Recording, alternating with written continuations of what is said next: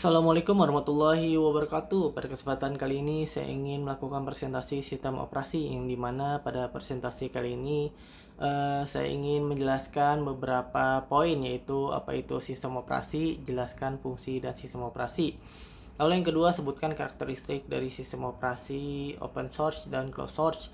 Lalu yang ketiga ada gambarkan skema dasar sistem komputer. Yang keempat, jelaskan apa itu perangkat input, proses, output, dan memori beserta perangkatnya. Lalu yang kelima, ada penjelasan tentang langkah menginstal Windows 10 atau Ubuntu 22. Langsung masuk ke dalam pembahasannya. Pada pembahasan pertama, apa itu sistem operasi? Jelaskan fungsi dari sistem operasi. Sistem operasi adalah perangkat lunak yang mengontrol eksekusi program aplikasi dan berfungsi sebagai antarmuka pengguna komputer dengan perangkat keras komputer. Fungsi sistem operasi meliputi manajemen proses, melakukan sistem operasi, mengalokasikan ruang, dan mengelola waktu pemakaian aplikasi. Lalu selanjutnya ada manajemen sumber daya, mengatur penggunaan sumber daya komputer seperti CPU, RAM, dan perangkat keras lainnya. Lalu selanjutnya ada manajemen file, mengatur dan mengelola file dan direktori pada sistem komputer. Lalu selanjutnya ada penyedia antarmuka pengguna, menyediakan antarmuka yang memungkinkan pengguna berinteraksi dengan komputer. Lalu selanjutnya ada pengelola tugas, memungkinkan pengguna untuk menjalankan berbagai aplikasi secara simultan dan beralih tanpa pengguna. Sistem operasi juga berfungsi sebagai penghubung antara perangkat keras dan perangkat lunak, sehingga program-program aplikasi dapat berinteraksi dengan perangkat keras komputer. Lanjut ke pembahasan kedua, yaitu sebutkan karakteristik dari sistem operasi open source dan closed source.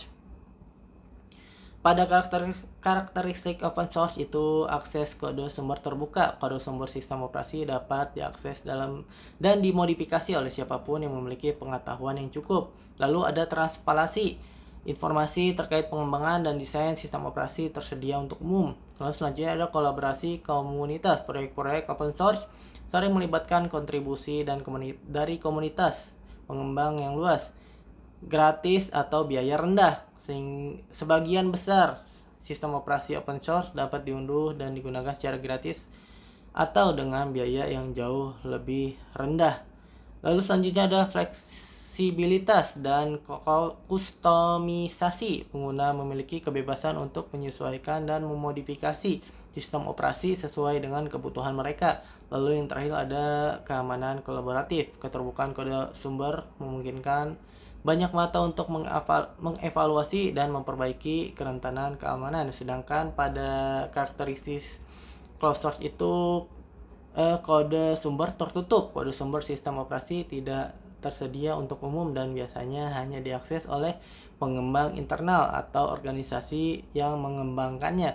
Lalu selanjutnya ada rahasia pengembangan. Rincian pengembangan dan desain sistem operasi dijaga sebagai rahasia perusahaan atau entitas yang memilikinya. Selanjutnya ada kontrol penuh perusahaan. Pengembang memiliki kontrol penuh atas pengembangan, distribusi, dan dukungan sistem operasi. Selanjutnya ada biaya atau lisensi. Pengguna harus membayar lisensi atau biaya untuk menggunakan sistem operasi ini. Biasanya menyesuaikan dengan model bisnis perusahaan yang akan mengembangkannya. Selanjutnya ada keamanan yang tertutup. Keamanan sistem operasi bergantung pada upaya internal pengembang. Dengan pembaruan keamanan seringkali melalui pembaruan resmi. Lalu yang terakhir ada keterbatasan kustomisasi. Pengguna memiliki keterbatasan dalam menyesuaikan atau memodifikasi sistem operasi karena akses ke kode sumber tidak tersedia. Itu adalah karakteristik dari sistem operasi open source dan closed source. Selanjutnya, gambarkan skema dasar sistem komputer. Ini adalah gambaran skema dasar sistem komputer. Pada dua kotak pertama itu ada peralatan masukan dan peralatan pengeluaran atau input device, output device. Lalu ada port masukan atau keluaran. Ini port I/O. Pemroses memori utama. Lalu ada bus kendali, bus alamat, dan juga bus data. Ini adalah skema dasar sistem komputer. Lanjut ke penjelasan apa itu perangkat input, proses, output, dan memori beserta perangkatnya. Perangkat input device merupakan alat yang berfungsi untuk memasukkan data atau informasi ke dalam komputer, contohnya keyboard, mouse, scanner, dan joystick. Perangkat proses atau prosesor merupakan alat yang berfungsi untuk mengolah data yang dimasukkan ke dalam komputer, contohnya CPU, Central Processing Unit. Perangkat output device merupakan alat yang berfungsi untuk menampilkan hasil pemrosesan atau pengolahan data yang berasal dari CPU ke dalam suatu media yang dapat dibaca oleh manusia. Contohnya itu monitor, printer, proyektor, dan speaker. Lalu yang terakhir ada memori, merupakan alat yang berfungsi untuk menyimpan data dan program yang diproses oleh prosesor. Contohnya RAM, ROM, dan hard disk. Kita lanjut ke penjelasan langkah menginstal Windows 10. Yang pertama, kita perlukan setting BIOS agar booting pertama kali dilakukan dari DVD. Karena default komputer atau laptop booting pertama kali itu dari hard disk, maka kalian harus menggantinya dengan cara berikut. Yang pertama, hidupkan komputer atau laptop yang akan diinstal Windows 10. Setelah itu tekan tombol delete atau del berulang kali hingga muncul tampilan BIOS seperti pada gambar berikut. Tidak semua komputer atau laptop memakai tombol del untuk masuk ke dalam menu BIOS. Ada beberapa tombol yang paling umum dipakai seperti F1, F2, Fn plus F2 tergantung dari bawaan komputer atau laptopnya. Kemudian pindah ke tab boot memakai tombol arah kanan dan kiri. Langkah kedua itu hard drive atau HDD berada di urutan teratas. Hal tersebut menandakan bahwa pada saat booting pertama kali dilakukan dari HDD. Lalu yang ketiga, agar booting pertama kali dilakukan oleh DVD, maka silahkan pilih CD-ROM drive, kemudian geser memakai tombol plus atau minus hingga berada di urutan teratas seperti tampak gambar berikut. Lalu yang keempat, jangan lupa masukkan DVD installer Windows 10 ke dalam DVD-ROM, kemudian simpan hasil settingan BIOS kalian tadi dengan menekan tombol F10, kemudian pilih yes. Lanjut ke langkah instalasi Windows 10. Setelah berhasil setting BIOS supaya booting pertama kali dari DVD, berikut adalah langkah-langkah menginstal Windows 10. Yang pertama itu silahkan tekan sembarang tombol untuk memulai instalasi Windows 10. Misalkan kalian mendapat kembali tampilan seperti ini di tengah-tengah proses instalasi, jangan tekan tombol apapun karena kalian akan dibawa kembali ke proses awal instalasi bila melakukannya. Langkah kedua, pilih Indonesia pada pengaturan time dan currency format. Untuk yang lainnya seperti language to install dan keyboard all input method biarkan saja default. Lalu yang ketiga, selanjutnya pilih tombol install now. Selanjutnya pilih tombol install now. Kemudian centang satu accept the license terms. Kemudian pilih tombol next untuk melanjutkan. Lalu yang kelima, pada langkah berikut ini pilih custom install Windows only advanced. Pada langkah ke-6, jika ingin melakukan install ulang maupun upgrade atau downgrade sistem operasi Windows selama kalian ke Windows 10, cukup delete drive 0 partition 2 partisi C serta drive O partition 1 sistem reserved.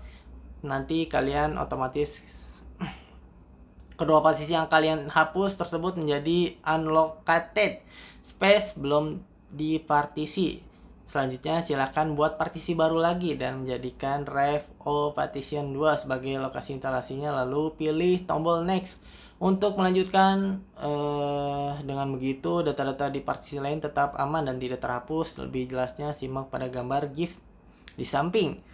Bagi kalian yang ingin install ulang maupun upgrade atau downgrade dari sistem operasi Windows selama kalian ke Windows 10, maka silahkan lewati langkah nomor 7 sampai 11. Dan bagi kalian yang HDD-nya masih kosong, mulus atau belum pernah diinstal dengan sistem operasi Windows sebelumnya, silahkan lewati pada langkah nomor 6 ini. Pada langkah 7, pada gambar di atas ini bahwa ruang HDD masih kosong, unallocated space. Untuk itu kalian harus mempartisinya. Untuk jumlah partisinya dapat 2 atau lebih sesuai keinginan.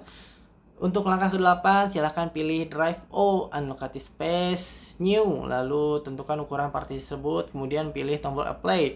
Ukurannya jangan terlalu banyak dan juga jangan terlalu sedikit. Misalnya pada ukuran HDD 320 per 500 GB, berilah 100 GB saja sudah cukup, karena partisi yang pertama kali kalian buat ini merupakan partisi pada sistem partisi C. Lalu langkah ke-9, pilih tombol OK untuk pembuatan sistem reserved partition. Lalu yang ke-10, silahkan kalian buat satu atau lebih partisi lagi dengan cara yang sama seperti halnya pada nomor 6. Lalu langkah ke-11, seperti yang dilihat pada gambar di atas, kita buat 2 partisi utama. Selanjutnya pilihlah Drive O Partition 2 untuk lokasi instalasinya, jangan ditempatkan di partisi lain. Lalu pilih Next.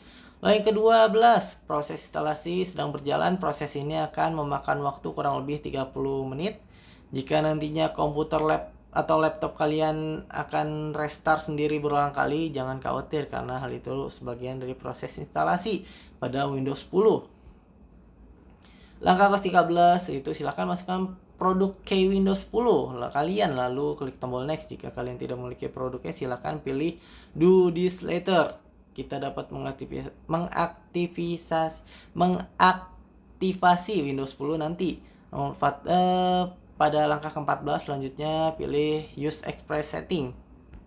Langkah ke-15 ya, silahkan masukkan nama komputer dan juga password. Jika perlu, sebaiknya isi password supaya tidak sembarang orang bisa mengakses komputer atau laptop Anda. Isikan kata atau kalimat yang dapat membantu kalian mengingat password di kolom password hint. Proses ini tidak memakan waktu banyak, tunggu saja sebentar hingga kita dibawa ke desktop. Lalu ini adalah langkah terakhir, yaitu langkah 17. Selesai instalasi Windows 10 berhasil. Berikut adalah tampilan desktop pada Windows 10 yang modern. Mungkin segitu saja video dari saya. Kurang lebihnya mohon maaf. Wassalamualaikum warahmatullahi wabarakatuh.